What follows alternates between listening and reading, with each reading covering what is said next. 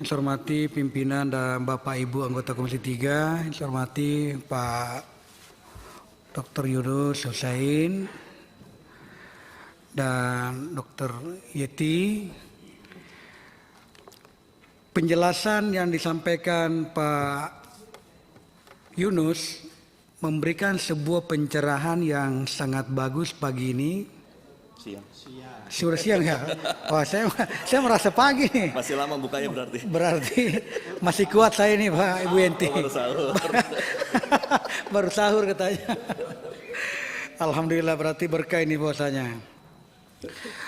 Penjelasan ini membuat saya semakin yakin bahwa dengan susunan paper yang telah disampaikan juga di hadapan kita ini, semakin yakin saya bahwa saya melihat Bapak menjelaskan di sini tentang rahasia jabatan, bahwa bagaimana tentang kerahasiaan jabatan itu, di mana para pejabat atau pegawai PPATK itu, penyidik, penuntut umum, atau siapapun yang memperoleh dokumen atau keterangan dalam rangka pelaksanaan tugasnya, menurut Undang-Undang TPPU ini wajib merahasiakan dokumen atau keterangan yang ada. Nah, saya melihat beberapa berita-berita sangat menyudutkan sekali sahabat saya Pak Arteria di beberapa media. Padahal menurut saya apa yang disampaikan Pak Arteria, padahal apa yang disampaikan Pak Arteria itu hanya membacakan pasal 11 TPPU. Bukan keinginannya Pak Arteria sebenarnya, tetapi keinginannya pasal ini. Beliau berniat baik mungkin untuk mengingatkan saja sesuai yang ada dalam pasal 11 itu yang ada di depannya Pak Arteria. Jadi saya merasa kasihan juga sebenarnya. Olehnya itu saya melihat ini yang Bapak sampaikan ini justru ini masuk akal. Saya mencoba mengkombin dengan apa yang ada dalam isi pasal 11 itu, inilah yang benar. Nah, pertanyaan saya Pak Yunus adalah bagaimana batasan-batasan yang mesti bisa dibuka ke publik dan yang mana tidak semestinya dibuka. Itu yang pertama. Yang kedua adalah sewaktu Bapak berada di dalam sebagai komisioner waktu itu, kepala PPATK waktu itu Pak Yunus izin, bagaimana Bapak memberikan laporan itu kepada, saya mengatakan ownernya lah, adalah Bapak Presiden dengan DPR sebagaimana yang dimaksud di dalam pasal TPPU Undang-Undang TPPU ini. Nah, kalau begitu modelnya kita mencoba untuk mengcombine ini. Caranya Bapak memberikan laporan dengan yang ada sekarang ini, yang mana yang harus diperbaiki. Kita berbicara di sini dalam rangka untuk memperbaiki, dalam rangka melihat yang mana seharusnya, yang mana tidak seharusnya yang kita lakukan. Nah, itu yang pertama untuk Pak Yunus. Kemudian Ibu Yenti, saya senang sekali Bu mendengarkan tadi itu ada sebuah penegasan bahwa kalau mau mengejar TPPU-nya maka harus jelas hasil dari tindak pidana asal.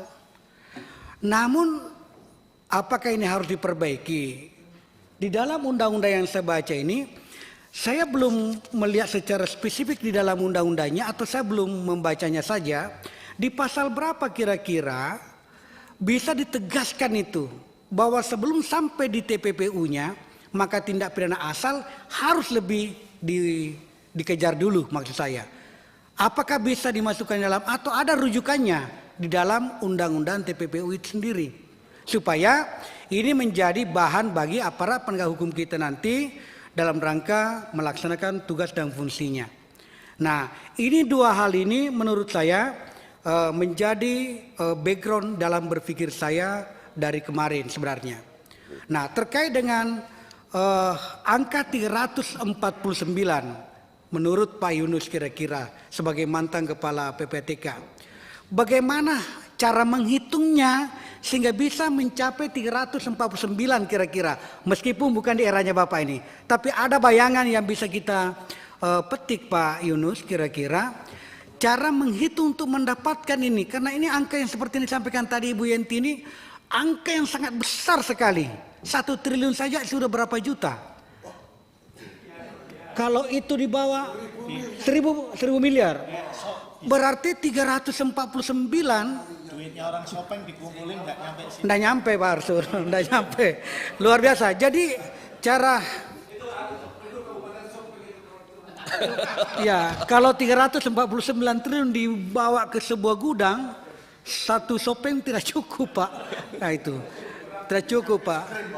Beli es krim, apalagi beli es krim bisa banjir itu. Nah, kira-kira bagaimana cara menghitungnya ini Pak Yunus? Dengan cara yang pernah Bapak lakukan.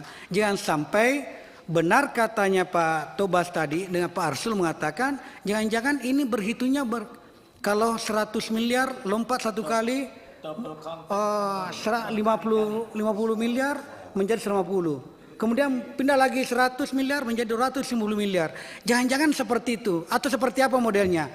Saya bukan berarti saya tidak mempercayai Pak Arsul. Tetapi bagus kalau kalimatnya dari Pak Yunus. Kira-kira sebagai mantan kepala PPATK. Ini penting sekali supaya ada bayangan juga untuk masyarakat. Karena ini disaksikan oleh masyarakat di luar. Supaya ada pencerahan. Sehingga kita bisa sama-sama semakin dewasa bisa melihat undang-undang TPPU kita, semakin dewasa kita melihat tindakan-tindakan hukum yang dilakukan oleh para aparat kita, dan semakin dewasa kita melihat semua komponen-komponen yang terlibat dalam rangka menerapkan undang-undang ini. Karena undang-undang ini kalau berjalan baik, maka ini bisa membantu perekonomian bangsa dan negara kita. Saya kira itu, terima kasih. Saya kembalikan. Assalamualaikum warahmatullahi wabarakatuh.